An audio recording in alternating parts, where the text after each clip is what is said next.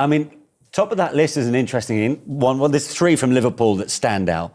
3 among, 3 of their star players across the pitch: Virgil van Dijk, Mo Salah, and Trent Alexander-Arnold.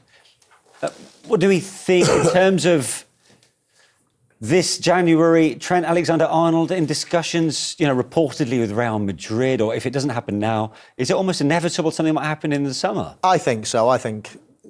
I don't think anything will happen now. A lot of the time, with 6 months ago, you've almost done the hard yards. If you're thinking of going on a free transfer at the end, then you've almost done most of the hard job, I guess. Yeah. You've wound your contract down if that's what you're wanting to do. Some players might not just have been offered a contract. It all depends.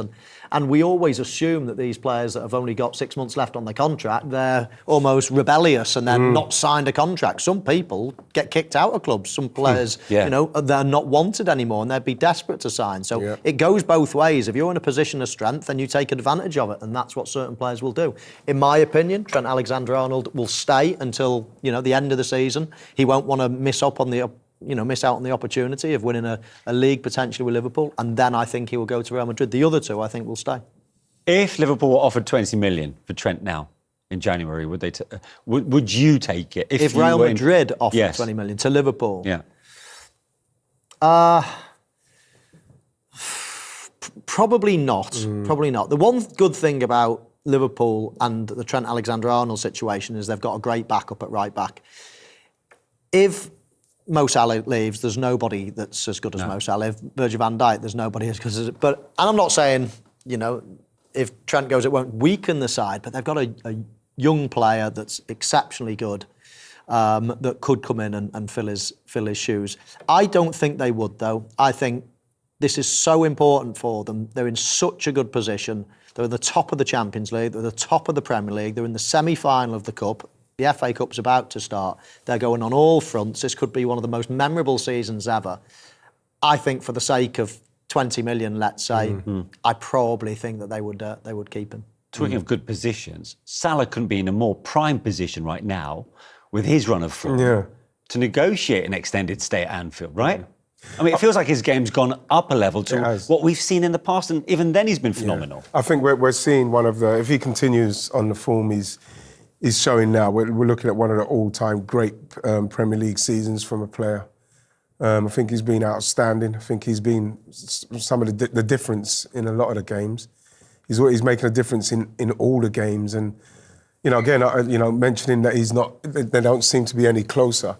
You only have to look at, I don't know, what's happened with Liverpool upstairs with the people who are dealing with the contracts to get 3 players of that calibre coming to the end of their deals. Obviously, things have gone wrong somewhere in the negotiations, especially for someone like Trent, his age, his stature, the capabilities. You would have thought that maybe a couple of years ago that would have been something that would have been put in place to extend it, to put them in a position now where they can say, well, if you want to go, we want 100 million for you. But that seemed to have slipped through the net. And now you're looking at someone like Trent, who I would have loved to have had the opportunity to have gone somewhere else. And it's something that I regret not having the opportunity to do, that Michael's lucky enough to have a little taste of it. But I think that the position that Trent finds himself in and the player and the calibre this is something he has to do.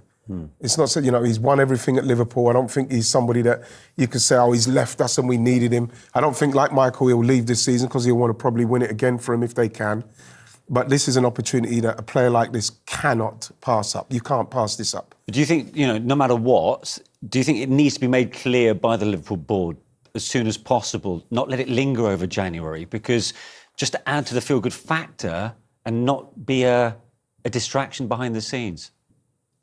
Because it seems like it's a question that's always being put to Slot at the minute, and he's almost getting tired of it. Because right now, they're on a great run of form, and they're in pole position in the title race. No, absolutely. You could do that. I mean, there's so many different players. The 3 players. If it was just one player and all the focus was on one, I would understand it. But what will happen is, obviously, let's say Virgil van Dijk will sign a contract, and then it will intensify on Mo Salah and Trent Alexander, and then someone else will sign a contract, and it will intensify on that last person. As it is with 3 players, there's lots of discussion. these things inevitably, or most of the time, are handled in-house. It's a private thing, your contract, in any walk of life, in any job that anybody's in. So I think the players and the club would want to respect that and want to keep it in-house. Yeah. Who knows? It's creating so much interest. But while Liverpool are doing so well, there's other things to focus on as well. And there's other questions about, can they last the distance? Can they do this? Can they do that? Yeah. So I guess that there's other things that are being posed on a slot. And if that's the one thing that he keeps having to bat away, then he'll be happy to do it. Just to clarify, one player that was on that list, Heung-min Son, there is a option from the club to extend his stay for 12 months that's on the table. It's now up to, obviously, him and his representatives to agree with that.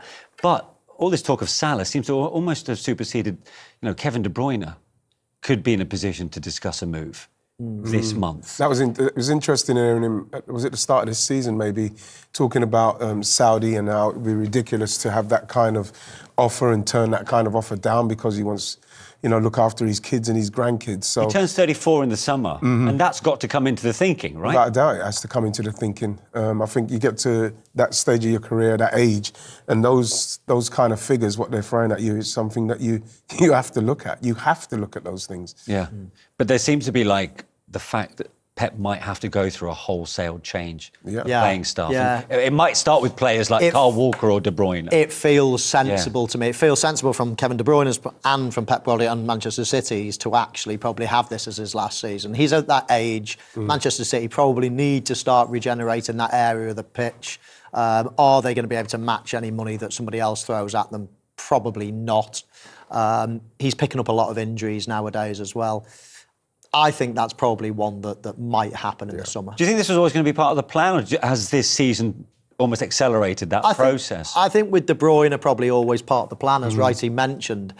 De Bruyne came out himself and said, I couldn't refuse it if that happens at the end of the season anyway. So it's probably this one is part of the plan, I would say. And having seen the last few Januaries slip by without any major additions, do you expect Arsenal to do much business or not? I'd like to see them do some business, but it depends on who you can get in this window, who's going to come into this Arsenal side right now and hit the ground running. That's the tough thing to do, to get the player of that calibre for the monies that you're going to have to spend for him to come in and you have to get that right. So the way Arsenal move, I don't think they'll do it in a way where they're going to outlay that kind of money and get it wrong.